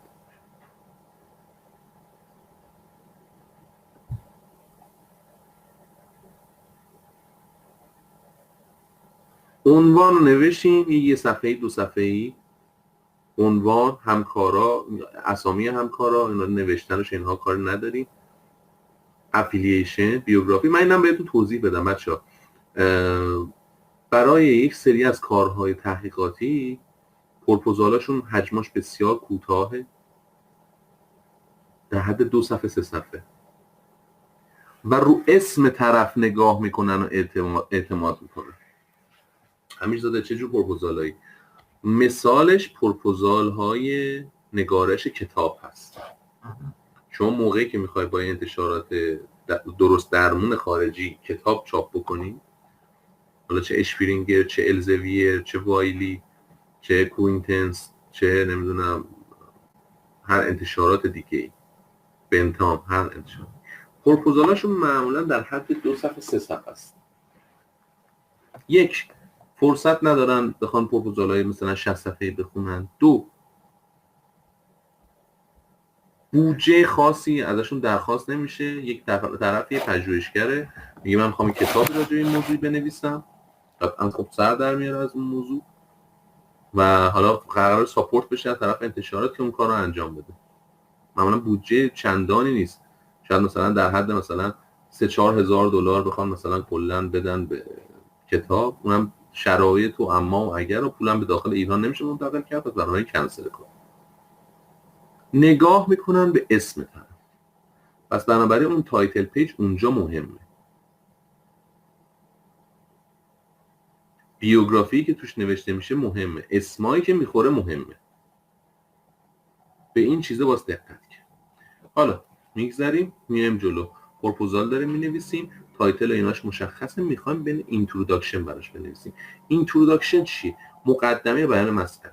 نکته، این فرمولی که میخوام بهتون یاد بدم، این فرمول رو یاد بگیرید، تو ذهنتون بمونه. این جسارت، ولی خب سالیان سال تجارب منه که جمع شده این یه فرمول. چه برای نوشتن مقدمه بیان مسئله پروپوزال، چه نوشتن بیان مسئله مقدمه مقاله، برای جفتش کاربرد داره. یه فرمول بسیار ساده، بسیار راحت، قابل تطبیق با تمام سوالهای پژوهشی و کار را بنداز. بیان مسئله چیست؟ شما میخوای به صورت خلاصه بگی so what، میخوای بگی میخوام چی کار بکنم، که چه، هدف من که چه. از یه نقطه‌ای پس شروع میکنی، مقدمه چینی میکنی و در آخر اینتروداکشن یا بیان مسئله هدف اصلی پژوهش توضیح میدی. همین زاده مثال، یه مثال میخوایم با هم کار بکنیم. من معمولا کارگاه‌های دیگه هم همین مثال رو میزنم. من یه پژوهشگر علوم دارویی ام. اومدن برای من گفتن که آقا بودجه تحقیقاتی در نظر گرفته شده، عنوان‌های تحقیقاتیتون رو بفرستید، پروپوزالاتون رو، و ما بودجه بهتون میدیم کار تحقیقاتی بکنیم. فرصت بسیار خوبیه، میخوام پروپوزال بنویسم. مدت هاست دارم راجع به گیاهان دارویی تحقیق میکنم، مطالعه میکنم، تحقیق کردم، مطالعه کردم، به این نتیجه رسیدم که عصاره گیاه مثلا زنیان، یک گیاه دارویی، برای درمان مثلا سیروز کبدی احتمالاً کارایی داشته باشه. توی منابع قدیمی رفتم خوندم، مثلا دیدم توی کتاب قانون ابن سینا اشاره کرده که مثلا بیمار مثلا مشکل زردی داشته، من مثلا عصاره زنیان بهش دادم. این ایده تحقیقاتی بک به ذهن من رسیده که نکنه این زنیان عصارش به عنوان یک دارو برای سیروز کبدی کاربرد داشته باشه. میرم روش مطالعه میکنم، یه داستان دارم براتون تعریف میکنم دیگه، دلو بدین به داستان، بیاین با من. رفتم روش تحقیق کردم، مطالعه کردم، دیدم مثلا فلان پژوهشگری هم مثلا توی دانشگاه کرمان اومده عصاره گیاه زنیان گرفته، یه سری موشو مثلا برداشت دچار بیماری کبدی کرده و بعد اومده این عصاره زنیان رو بهشون داده، دیدم مثلا زردیشون برطرف شده. مثال دارم میزنم. ولی مطالعه انسانی روی این قضیه نیست و اگر از نظر مطالعه انسانی بیاد ثابت بشه که این میتونه به قول گفتنی این مسئله رو حل بکنه، یه تحول شگفتی توی درمانهای کبدی و هپاتولوژی دنیا اتفاق میفته. این فرمول رو من میتونم بردارم دارو بکنم، پتنتشو بفروشم، درآمد کلان و اصلا یه برنامه خیلی خفن. اوکی، این موضوع رو تو ذهنتون داشته باشین. میخوایم بریم جلو و راجبش صحبت بکنیم. عنوان تحقیقاتی من میشه چی؟ تحقیقی که من کردم دیدم که آقا مثلا داروی استاندارد برای بیمارانی که مشکل کبدی دارن بالفرض لووستاتینه. لووستاتین به اینا میدن که مثلا این بهبود پیدا کنن، آنزیمای کبدشون برگرده سر جاش. عنوان من میشه چی؟ من میخوام ثابت کنم که این عصاره زنیان نسبت به این لووستاتین بهتره یا اصلا فرق نمیکنه، ولی خب بهبود میده وضعیت بیماران کبدی رو. از عنوان و تایتل من میشه چی؟ میشه بررسی تاثیرات عصاره گیاه زنیان. دقت کردین با چه کلمه شروع کردم؟ بررسی. این کلمه رو زیر 3 تا خط بکشین، جلوتر راجبش صحبت میکنیم. خب بررسی تاثیرات عصاره گیاه زنیان در مقایسه با لووستاتین به روی بیماران سیروز کبدی، یک مطالعه کارآزمایی بانی. این شد تایتل ما.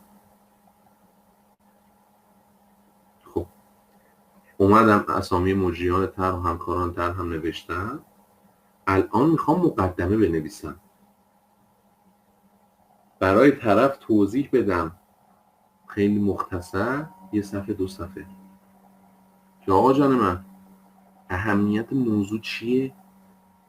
اون طرف که نمیدونه که مثلا گیاهان دارویی فلان بیسار، یه بودجه در نظر گرفتن اونجا، یه مسئول مالی هم داره، مدیر مالیه، MBA خونده، DBA خونده، اصلا علوم پزشکی هم سر در نمیاره.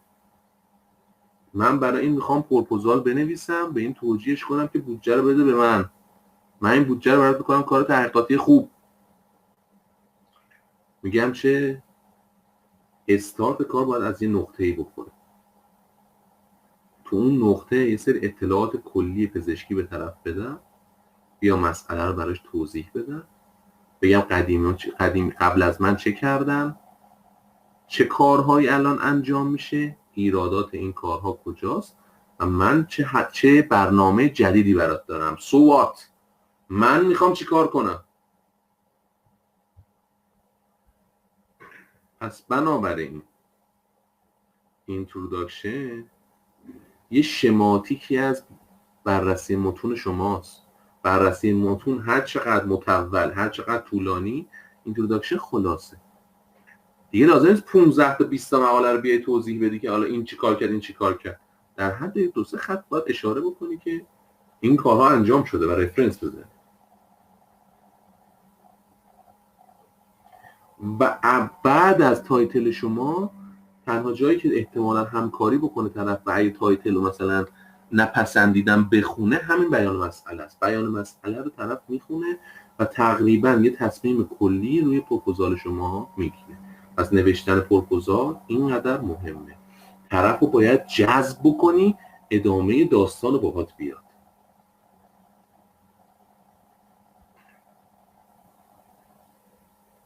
اینجا یه سری اسلایدهایی آماده کردم برای توضیح به قول گفتنی این که اینتروداکشن چه باشه و این داستان ها. اینها رو میخوام بگذرم ازش، اجازه ازتون میخوام بگذرم، اسلایدها رو در اختیارتون قرار میده. میخوام یک رویکرد، شما توجه به اینکه نیم ساعت بیشتر از کارگاه نمونده، میخوایم با یه رویکرد کاربردی ببریم جلو. اینا رو بعد اسلایدها رو شما بخونید.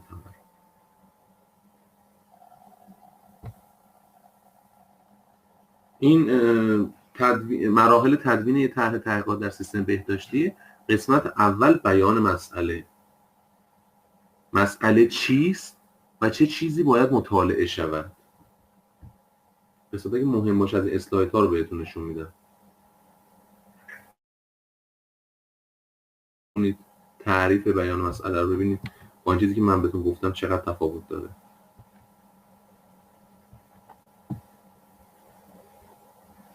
میگه به تعریف مشکل، اهمیت مشکل با ارائه آمار، عوارض ناشی از تداوم مشکل، هدف از اجرا و دلایل ضروری اجرای طرح و انتخاب موضوع پرداخته می شود.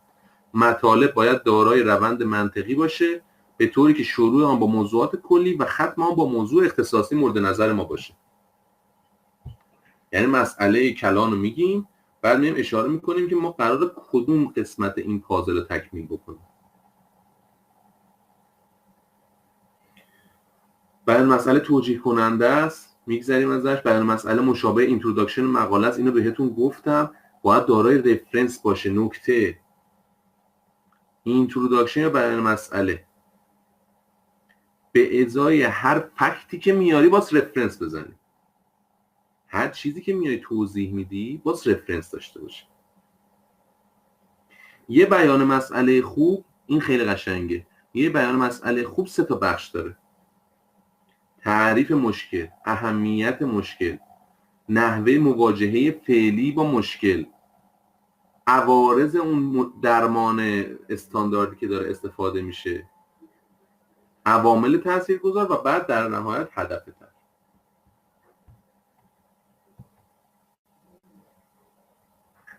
حالا اسلاید رو رها کنیم، دوباره بیایم تو اون داستانی که من براتون تعریف میکردم. من یه پژوهشگرم، میخوام پروپوزال بنویسم، طرف یک مدیر مالیه، راجع به چیزی هم که من میخوام کار کنم سوادی نداره، باز طرف رو توجیه کنم.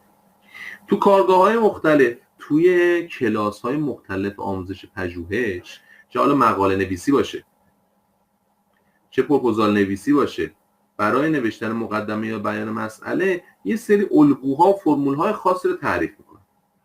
بعضی جاها میگن باید نوشتن مقدمه یا بیان مسئله مثل آدرس دادن به آدم فضایی برای اینکه شب بیاد خونتون شام بخوره اونجوری باشه. چجوری آدرس میدی به آدم فضایی؟ یه آدم فضایی بزرگوار، کهکشان راه شیری، میای منظومه شمسی، میای کره زمین، قاره آسیا، کشور ایران، شهر تهران، نمیدونم میدونم ولی عصر، کوچه فلان، پلاک فلان، طبقه فلان، واحد فلان. یعنی از کلی شروع میکنی میای میرسی به جزئی. بعضی جاها مثال این فرموله رو به یه شکل دیگه میزنم، میگم مثل قیفه، یعنی بالا کلیات رو میگی، میای پایین جزئیات رو میگی. همه این مثال ها درستن ولی کاربردی نیستن. میریم با یه فرمول کاربردی. من الان میخوام بیان مسئله و مقدمه بنویسم برای طرف و توضیح بدم که چرا باید بودجه رو بده به من تا من اثر دارویی گیاه زنیان رو کار بکنم در مقایسه با لووستاتین به روی درمان بیماری سیروز کبد. بسم الله الرحمن الرحیم. طرف علوم پزشکی بلد نیست. کبد مهمترین ارگان بدن است. طرف میگه کبد مهمترین ارگان بدن است، مغز، قلب، فلان بیسار. کبد بزرگترین غده بدن است. او اصلا میگه کبد من غده است، زیرا دارای فعالیت‌های درونریز، برونریز، پاکسازی شیمیایی، پروتئین سازی و همه اینها هست. سموم بدن رو تصفیه می‌کند. هورمون ترشح میکنن، هی دارم کبد میبرم بالا. دارین چی کار دارم میکنن؟ کبد رو هی دارم میبرم بالا. کبد بسیار مهم است. کبد اگر مثلا مشکلی براش پیش بیاد اینا افتضاح میشه. حالا میام یه مشکل رو مطرح میکنم برای کبد. سیروز کبدی نابود کننده کبد است. میزان شیوعش اینقدره، کسایی که سیروز کبدی میگیرن اوورال سوروایوالشون یا نجات یافتنشون از این وضعیت اینقدر درصده. معمولا یا باز برن پیوند کبد بکنن، یا اگر پیوند کبد نکنن احتمال مرگ و میرشون تو 5 سال هست. اول بردم کبد بالا، طرف میگه آقا کبد چقدر مهمه، بعد میام یهو میگم که آقا کبد اگه مریض بشه سیروز بگیره نابود میشه، بیچارهش با مرگ یکیه. یک وضعیت وحشتناکی رو برای طرف توضیح میدن و تشریح میکنن. تموم جمله هایی که دارم حرف میزنم با رفرنسه. فرض میگیرم برای همه اینا من رفرنس دارم، الکی حرف از خودم در نمیارم. قرار شد با رفرنس، فکتا همه با رفرنس. آدم علمی هستیم، حرف علمی داره میزنیم، طرف داره میخونه این آدمیه که علوم پزشکی سر در نمیاره، ولی این حرفای منو داره میفهمه. کبد ارگان مهمیه. خب مهمه، آره مهمه. من براش داستان تعریف میکنم، دارم داستان تعریف میکنم براش. کبد ارگان مهمیه، این کارا رو میکنه، این کارا رو میکنه، توی سلامت فلان، توی سلامت فلان تاثیرگذاره، بهمان بیسار. سیروز کبدی نابودش میکنه. سیروز کبدی اگه بگیره طرف میمیره احتمالا. ولی نگران نباش، سیروز کبدی با یه داروهایی درمان میشه، مثل لووستاتین. مقالات اومده اشاره کرده لووستاتین تاثیر میذاره، سیروز کبدی رو وضعش رو بهتر میکنه. ALT AST فاکتورهای کبدی اینا افزایش پیدا میکنه، وضعیت طرف بهتر میشه، احتمال بهبودیش بیشتره.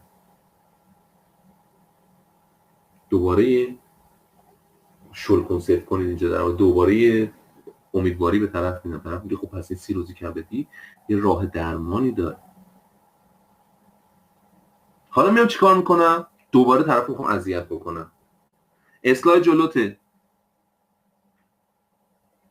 بیا مورد 4 تعریف مشکل. خط دومش نوشته عوارض و عواقب. عوارض بیماری یا مشکلات درمان استاندارد. آقا لووستاتین بله درمان سیروز هست و استفاده میکنن و وضعم بهتر میشه، ولی این لووستاتین هم خودش عوارض داره دیگه. اوضاع کبد رو بهتر میکنه، ولی مثلا بالفرض مشکل مثلا کمخونی میاره، مثلا بالفرض مثال دیگه، مثلا این لووستاتین رو استفاده میکنن خشکی دهان میگیرن، نمیدونم هورمون های دیگه شون میریزه به هم احتمالاً، ولی خب مشکل کبده حل میشه. ولی این مشکلات رو هم داره، این ساید ایفکت ها رو داره، این عوارض جانبی رو هم داره. بعد دوباره اینجا میخوایم یه حالی به طرف بدیم، دوباره طرف همراه خودمون بکشیم، داریم داستان براش تعریف میکنیم دیگه. طرف تا اینجا اومده با من میدونه که کبد چیز مهمیه، تو ذهنش ساختیم که کبد چیز مهمیه، سیروز نابودش میکنه، میترسه. دوباره میام میگیم که سیروز درمان داره، فلان استفاده میکنه، اینا یه جور درمانشه دیگه. بعد میام میگیم درمانم یه سری عوارض داره، بعد میام دوباره یه امیدی به طرف میدیم. متون گذشته مثلا بالفرض مقالات مختلفی در گذشته بررسی کردن، دیدن که آقا جان من گیاهان دارویی اگر استفاده بکنی عوارض داروهای شیمیایی رو نداره. به عنوان مثال مثلا همین زنیان رو میگم که احتمالا مثلا روی این بیماری‌های کبدی تاثیر داشته باشه. توی کتاب قانون ابن سینا اشاره کرده، مطالعه اومدن روی موشا انجام دادن، گفتن احتمالا تاثیر داره. طرف دوباره خوشحال میشه. میگیم چه حالا؟ ولی منابعی نداریم، مطالعه روی انسان انجام نشده، بنابراین ما نمیتونیم از نظر علمی بگیم که این گیاه زنیان قراره که کاربرد داشته باشه مثل لووستاتین روی بیماری سیروز کبدی. پس هدف از انجام مطالعه حاضر بررسی تأثیرات عصاره زنیان در مقایسه با لووستاتین به روی بیماران دارای سیروز کبدی می باشه. گرفتی چیکار کردم؟ ساختار افتان و خیزان. اول یه مسئله مهمی رو گفتم. کبد ارگان مهمی است، بزرگترین غده بدن است. مشکل کبد چیه؟ سیروزه. سیروز کبدی نابودش میکنه. راه حل سیروز چیه؟ لووستاتین. لووستاتین استفاده میکنن، این داروهای شیمیایی استفاده میکنن. ایراد این داروهای شیمیایی چیه؟ ساید ایفکت داره، تاثیر میذاره روی ارگانهای دیگه. راه حل‌های دیگه چیه؟ عصاره بالاخره گیاه زنیان هم هست، پیشنهاد میکنم، میگن احتمالاً کاربرد داشته باشه. مشکل چیه؟ مشکل اینه که این پیشنهاد شده، هایپوتز، یک فرضیه است و شواهدی برای این قضیه ما نداریم. هدف از مطالعه حاضر بررسی همین موضوع.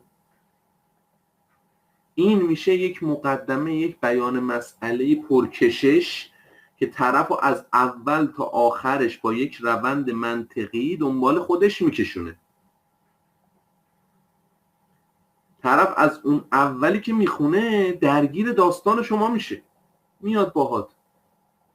مشکل اینه، اهمیت اینه، این مسئله پیش اومد و توی ذهنش یک روند منطقی شکل میگیره که من باید به این موضوع اهمیت بدم، این بودجه رو باید بدیم به این آدم، چون این آدم میتونه که یک مسئله مهمی رو حل بکنه. این شد یک روند قشنگ و منطقی برای نگارش مقدمه یا بیان مسئله. این فرمول که من بهت گفتم اگه یاد گرفتی دیگه تو نوشتن مقاله، تو نوشتن مقدمه مقاله مشکل نداری. مقدمه مقاله هم همینه، اونم همینه. سوال امیرزاده، میشه که از مثلا مشکل شروع بشه، مثلا ما اهمیتی نبود اصلا یه مشکلی شروع کنیم به توضیح دادن؟ بله. ببین روند منطقی اینه، حالا شما از هر جای این سیستم شروع بکنی به توضیح دادن به نتیجه میرسی. چرا امیرزاده؟ مگه شما نگفتی طرف مقابل ما ممکنه مثلا آدم بی سوادی باشه، ما باز اینجوری در نظر بگیریم به اون توضیح بدیم؟ چرا؟ فرض رو بر این میگیریم که شما مثلا بالفرض داری این مقدمه رو برای یک آدم اکسپرت تری مینویسی، برای مثلا بالفرض رئیس مرکز مثلا غدد درون ریز، خودش استاد دانشگاهه، بالفرض متخصص هپاتولوژیه، برای اون داری مینویسی دیگه. برای اون که دیگه نباید پیش توضیح بدی که بابا جان من قرار شد طرف مقابل تو در نظر بگیری دیگه. همون اول جزو نکته‌های اول کارگاه بهتون گفتم، نفر مقابل است در نظر بگیری کی دیگه. برای استاد تمام دانشگاه که متخصص هپاتولوژی، متخصص غدد درون ریز و این داستان، که نباید پیش توضیح بدی که کبد ارگان مهم نیست که. میاد از مشکل شروع میکنی. آقا سیروز کبدی یکی از مسائل مهم داخل هپاتولوژی است، شیوعش اینقدر، فلان بیساره، درمانش معمولا لووستاتین استفاده میکنن. ایرادات لووستاتین اینه. حالا ما یه پیشنهاد داریم زنیان، حالا میایم زنیانو چون مطالعه شده میخوایم مطالعهش انجام بدیم، هدف از مطالعه ما این است. از جلوتر شروع کردم، یه قسمت رو انداختم ولی همون روند طی شد. بنابراین روند منطقی رو هیچ وقت از ذهنتون دور نکن. بیان مسئله‌ای که می‌نویسی برای خودتو بشین 2 دور بخون، 3 دور بخون، ببین منطقی داری حرف میزنی خودت یا نه. کلاتو قاضی بکن، یا با این منطقی اینا جمله‌ها به هم وصلن یا نه. هر کدوم از هر دری سخنی با این سیستم. خب نوشتم، آخرین قسمت رو نوشتم، هدف ما. نکته جمله آخر بیان مسئله، جمله آخر مقدمه میشه هدف مطالعه. هر چی که نوشتی، جمله آخر میشه هدف انجام این مطالعه، بررسی فلان فلان فلان میباشه دیگه. پشت بندش دیگه اضافه نمیاد برسی زیرا که میدانیم که فلان بیسا، نه جمله آخر هدف رو مینویسی. تو مقاله هم همینه، تو پروپوزال هم همینه، مسئله دیگه ای هم نداره. سوال اگر هست بپرسید. قشنگ جا افتاد دیگه. من الان امشب به شما موضوع بدم بگم که بشینید بر من بیان مسئله بنویسید، دیگه میتونید بنویسید. خیلی من یه مقداری از قسمت بعدی رو هم بهتون میگم. قسمت بعدیمون مرور منابع هستش. خب این بود مقدمه و بیان مسئله. قسمت بعدی چیه؟ حالا من طرف رو بهش اومدم توضیح دادم، طرف دنبال من اومده، ولی هنوز این مقدار جای شک و شبهه تو ذهنش هست.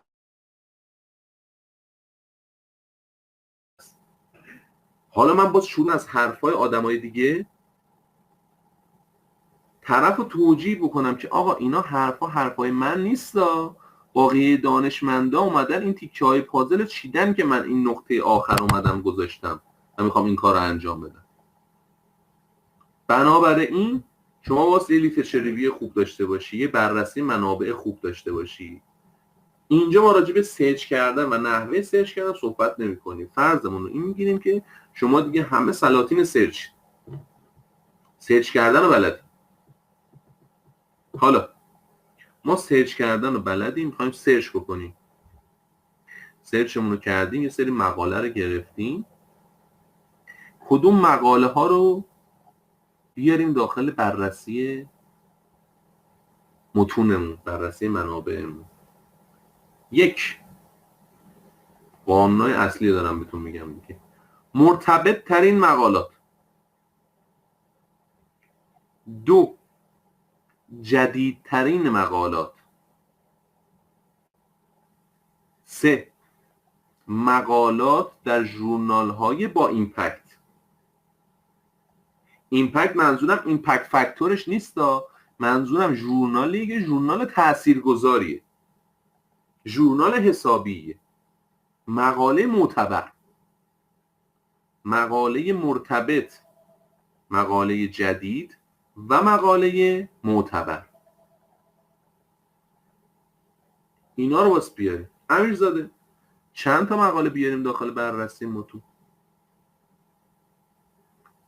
اون تعدادی مقاله باید آورده بشه که روند منطقی که شما رو رسونده به این سوال پژوهشی رو توجیه بکن. اگه احساس میکنی که 50 تا مقاله هم لازمه بیاری، 50 تا مقاله رو بیاری.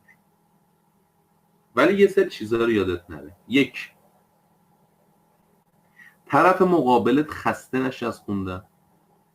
دو، مقاله ها جوری به هم پیوسته باشن که طرف دنباله سوالش رو تو مقاله بعد ببینه، جواب سوال مقاله قبلی رو تو مقاله بعدی پیدا بکنه. یعنی یه روند منطقی.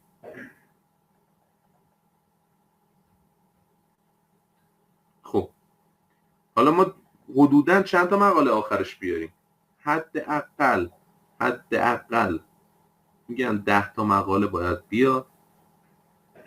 حد اکثر هم دیگه بیشتر 20 تا مقاله، 20 تا 25 تا مقاله معمولا خسته کننده میشه. دیگه طرف دنبال شما نمیاد ببینه شما چی میگی. پس بین 10 تا 20 تا مقاله قرار بررسی بشن. توی بررسی متون میخوایم چیکار بکنی؟ این مقالات رو قرار موشکافی بکنی. نکته، پروپوزالایی که داخل دانشگاهاتون مینویسید و نوشتید رو و هر چه کارگاه پروپوزال نویسید مربوط به پروپوزالای داخل دانشگاهتون گذرودید رو بذارید کنار. قصه اصلا چیز دیگه است. اون یه پاراگراف دو پاراگرافی که مینویسین که در فلانی و همکاران در سال مثلا فلان در مطالعه‌ای با هدف بررسی فلان روی مثلا 20 بیمار فلان آمدند و فلان کار رو کردند و فلان نتایجی را گرفتند و این گونه کردند و اون گونه شد. این اصلا بررسی متون نیست. این خلاصه نویسی، این فیش نویسیه. تو بررسی متون تو باید بیای نشون بدی که من این موضوع رو انقدر روش خوندم که الان میتونم سنتز بکنم، الان تفکر نقاد دارم، میتونم نقد بکنم مقاله رو. قشنگترین فرمت پروپوزالی که من دیدم مربوط به پروپوزالای دانشگاه آزاد تهران بود. نمیدونم حالا برای پزشکیشون هم اینجوری هست یا نه، برای دندونشون که اینجوری بود، دندون پزشکیشون پروپوزالاشون قشنگترین پروپوزالی که من بود. یعنی مثل پروپوزالای دانشگاه‌های دیگه که حالا من توضیح میدم چجوری بررسی متون فارسی هم بنویسید، اصلا نگران نباشید.